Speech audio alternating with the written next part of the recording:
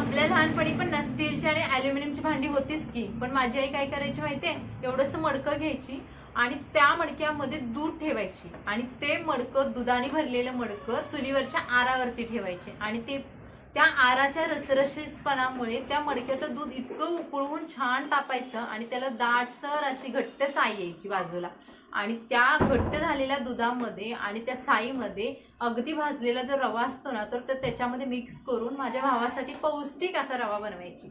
एवढं सगळं तेव्हा माझी आई करायची. आता माझ्याकडे एवढ्या सुखसुविधा आहेत, पण तेवढं सगळं माझ्याकडून होत नाहीये.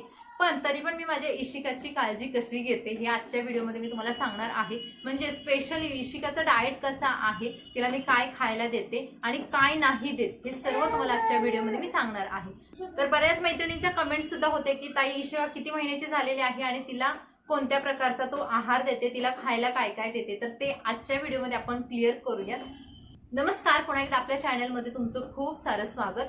तर तुम्ही छान प्रकारे व्हिडिओ एन्जॉय करताय, व्हिडिओला लाईक करताय, मला खरं खूप छान वाटतं. आणि बऱ्याच मैत्रिणी तितक्या छान छान कमेंट्स येतात ना, त्या कमेंट्स वाचून सुद्धा खूप खूप छान वाटतं. फक्त तुम्ही हे व्हिडिओ आपले कुठून बघताय, ते तर तुम्ही हे व्हिडिओ कुठून बघताय हे तुमच्या नावासोबत जर तुमच्या गावाचं जरी नाव टाकलं ना, तरी मला समजेल की आपले व्हिडिओ कुठेपर्यंत पोहोचताय.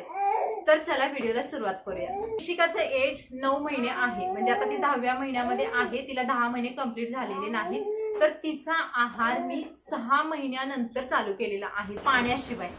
एकदा दोनदा मी तिला म्हशीचं दूध दिलेलं, पण ते दूध तिला पचलं नाहीये, त्यामुळे मी तिचा आहार 6 महिन्यापर्यंत काहीच ठेवला नव्हता. 6 महिन्यानंतर मी तिला सुरुवातीचा आहार दिला, म्हणजे तो म्हणजे खिमटी.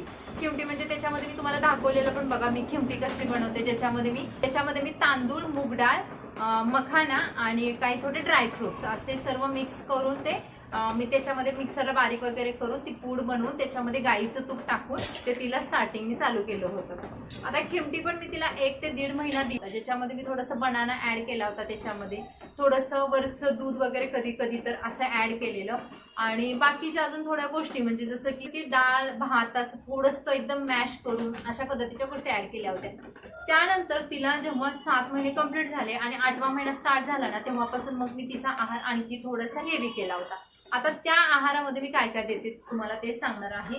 तर इशूचा आहार काय असं फिक्स नाहीये की सकाळच्या नाश्त्याला हे, दुपारच्या जेवणाला हे आणि संध्याकाळी हे, असं काहीच नाहीये. पण या ज्या गोष्टी मी तिला देते ना, तर त्या या प्रमाणात असतात आणि अशा पद्धतीने मी तिला देते. आता कधी सकाळचं जर मी तिला दूध चपाती दिली, तर कधी रवा देते, कधी उपीट देते, तर कधी पोहे देते, अशा पद्धतीचं असतं. तर आता एक एक पदार्थ मी कशा पद्धतीने तिला देते ते तुम्हाला सांगते. जर समजा मी सकाळचं तिला सकाळचं दूध चपाती दिली, आता दूध चपातीमध्ये काय करते, जे दुधाची साई आलेली असते ना, तर ती साई त्याच्यामध्ये थोडीशी एवढीशी चपाती मिक्स करते आणि त्याचा अगदी पातळ अशी ग्रेव्ही टाईप मध्ये बनवते आणि ते तिला स्पूनने भरवते. त्यामुळे मग तिला पचनाला पण छान जातं आणि ते साई वगैरे मस्त, मग तिला ते हेल्दी राहतं. आता दूध चपाती जर मी तिला सकाळी दिली ना, तर तो तिचा नाश्ता एकदम व्यवस्थित होतो, तिला बऱ्याच वेळ भूक लागत नाही आणि अजूनही तिला फिडिंग वगैरे माझं चालू आहे, त्यामुळे तिला आधीमध्ये फिडिंग पण असतं. त्याच्यानंतर जेव्हा 1-1:30च्या सुमारास सकाळचा जर तिचा नाश्ता व्यवस्थित पोट भरून झाला, तर 1-1:30च्या सुमारास मग मी तिला डाळ भात वगैरे देते. आता डाळ भात जेव्हा देते ना, तर त्याच्यामध्ये गाईचं तूप ऍड करते, म्हणजे ते छान प्रकारे मिक्स करून मॅश करून ते देते. आता त्या डाळीमध्ये टोमॅटो असतं, कांदा असतं, लसूण असतं, तर त्याच्यामध्ये फक्त मी तिला मिरची वगैरे ऍड करत नाही अजून. आणि मग त्याच्यामध्ये गाईचं तूप मस्त देऊन मग ते छान प्रकारे मॅश करून ते तिला देते. तर म्हणजे असं ठेवते की एक टाइम थोडंसं जड, एक टाइम थोडंसं हलकं, म्हणजे तिची पचनशक्ती एवढी पण मजबूत झालेली नाहीये, त्या हिशोबाने तिला देते. तर जेव्हा मी तिला उपीट देते ना, तर उपीट कसं बनवते, ज्याच्यामध्ये अगदी थोडंसं 2 ते 3 तेलाचे थेंब असतात, त्याच्यामध्ये थोडे हळद आणि त्याच्यामध्ये थोडीशी कोथिंबीर बारीक कट करून टाकते आणि तो भाजलेला रवा आहे तो थोडंसं पाण्यामध्ये असं वैरून वगैरे मस्त त्याची ग्रेव्ही करून असं पातळसा देते. आता पोहे बनवले तर पोहेमध्ये काय मिरची सोडून बाकीच्या सगळ्या गोष्टी असतात.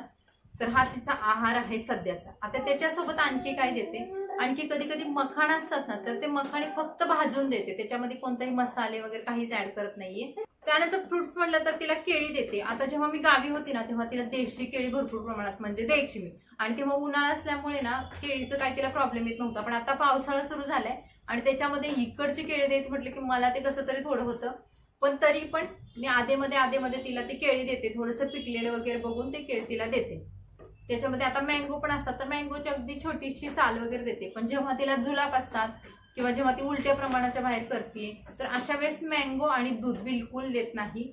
त्यानंतर रवा जेव्हा बनवते ना तिला, तर ते कमी साखरेचा, अगदी कमी साखरेचा, त्याच्यामध्ये दूध, थोडे ड्रायफ्रुट्स मिक्सरला बारीक करून घेते. कारण ते जर ड्रायफ्रुट्स तिला खाता येत नाहीयेत आणि तिला दात चावायला तेवढे दात पण नाहीयेत, मग ते मिक्सरला बारीक करून घेते ड्रायफ्रुट्स, आणि त्याची जी पूड आहे ती त्याच्यामध्ये शिजताना टाकते. जेव्हा रवा शिजत असतो तर त्याच्यामध्ये दुधामध्येच तो रवा मी शिजवते स्टीलच्या भांड्यामध्ये.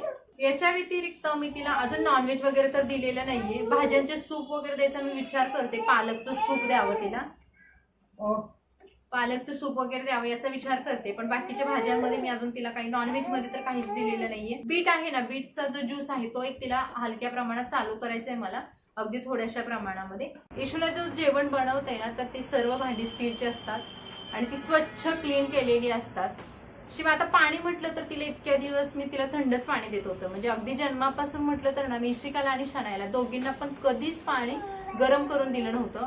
पण आता पावसाळा सुरू झाल्यामुळे मग मी ते पाणी गरम करून देते इशिकाला आणि शनायला, दोघींना पण. आणखी 2 गोष्टी त्याच्यामध्ये मला ऍड करायच्या आता लगेचच, ज्याच्यामध्ये भाज्यांचं सूप आणि दुसरी गोष्ट म्हणजे नाचणीचं सत्व, ते तिला द्यायचं. आता नाचणीचं सत्व कसं बनवणार आहे त्याचं मी तुम्हाला स्पेशल एखाद्या व्हिडिओमध्ये दाखवणार आहे. कारण ते वेगळ्या पद्धतीने मी नाचणीचं सत्व बनवणार आहे. आणि त्याच्यासोबत आणखी एक गोष्ट स्टार्ट करणार आहे, ते म्हणजे तिला सुवर्णप्राशन. आता सुवर्णप्राशन पण भरपूर वेळा, माझी जी मामाची मुलगी आहे ती डॉक्टर आहे आणि तिनं मला ते सजेस्ट केलं होतं की सुवर्णप्राशन दे म्हणून वहिनी.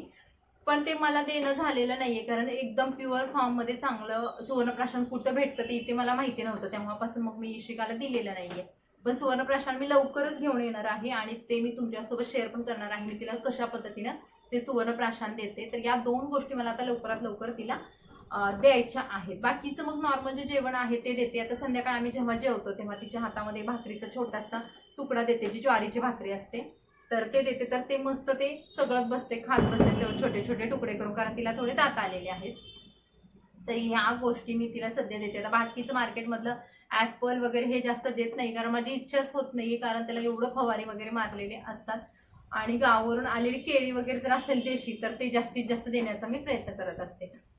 तर हा होता इशूचा आहार, ज्याच्यामध्ये मी तिला या गोष्टी देते. आता काय येत नाही ते सांगते. सर्वात पहिलं म्हणजे इशिकाला मी जास्त मिठाच्या, जास्त गोडाच्या आणि जास्त तेलकट वस्तू अजिबात देत नाहीये, आणि मैद्याच्या सुद्धा. आता जेव्हा जेव्हा मी तिच्यासोबत जेव्हा जेव्हा मी तिच्यासाठी ना गोडाचे एखादी पदार्थ बनवते ना, म्हणजे जसं की शिरा वगैरे, त्याच्यामध्ये कमीत कमी साखर असेल असा बनवते. जेव्हा मी तिच्यासाठी उपीट किंवा पोहे काय पण बनवते, डाळ वगैरे, आता डाळ आमच्यासोबत ती नॉर्मली खाते, पण तिच्यासाठी जर मी उपीट वगैरे एक्स्ट्रा बनवलं तर त्याच्यामध्ये मी थोडंसं मीठ टाकते, अगदी थोडंसं मीठ. जेव्हा मी इशिकाला स्टार्ट केलं होतं की पेज, त्या पेजमध्ये सुद्धा मी खूप खूप थोडंसं मीठ टाकायचे. म्हणजे लहान मुलांना गोड आणि खारट वस्तू, तेलकट वस्तू आणि मैद्याच्या वस्तू या 4 गोष्टी द्यायच्या नाहीयेत असं मला पहिल्यापासून माहिती होतं. त्यामुळे मग मी त्या गोष्टी चांगल्या प्रकारे फॉलो केलेत. तिसरी गोष्ट म्हणजे मी तिला याचं मैद्याच्या पण गोष्टी देत नाही. मैद्याचं म्हणजे जसं की बिस्किट, जसं की बाहेरचं आपलं बेकरी प्रोडक्ट्स, ते अजिबात इशिकाला देत नाही. 1-2दा मी तिला बिस्किट दिलं होतं आणि एकदा टोस्ट दिला होता. तर त्यानंतर इशिकाच्या पोटामध्ये गॅस झालेला आणि ती रात्रीची खूप रडलेली. तेव्हापासून तर मी तिला बिलकुलच देत नाहीये. तर मंडळी, हा होता आपला आजचा व्हिडिओ. कसा वाटला कमेंट्समध्ये नक्की सांगा. व्हिडिओला लाईक करा आणि चॅनलला सबस्क्राईब करा. 2 गोष्टी तुमच्यासोबत शेअर करणार आहे, तर त्या मी लवकरच तुमच्यासोबत शेअर करायचा विचार करते. तर चला भेटू अशाच नवीन व्हिडिओसोबत, आणि आपला व्हिडिओ मस्त एन्जॉय करा, आणि ज्यांना गरज आहे त्यांना नक्की शेअर करा. तर चला भेटू नवीन व्हिडिओमध्ये. कारण आमचं पिल्लू झोपले, मी तुम्हाला दाखवते बघा. जसं मी व्हिडिओ बनवत होते ना, तर तिची झोप लागली मस्त बघा. मस्त झोपली इशिका, आणि माझ्या मांडीवरती अशी बसूनच झोपली ती. तिचं मला लहानपणापासून टेन्शन नाही की ती बसून कधी कधी अशी खेळत खेळत पण झोपते. बघा मस्त झोपली. तर चला भेटू नवीन व्हिडिओमध्ये. Bye bye.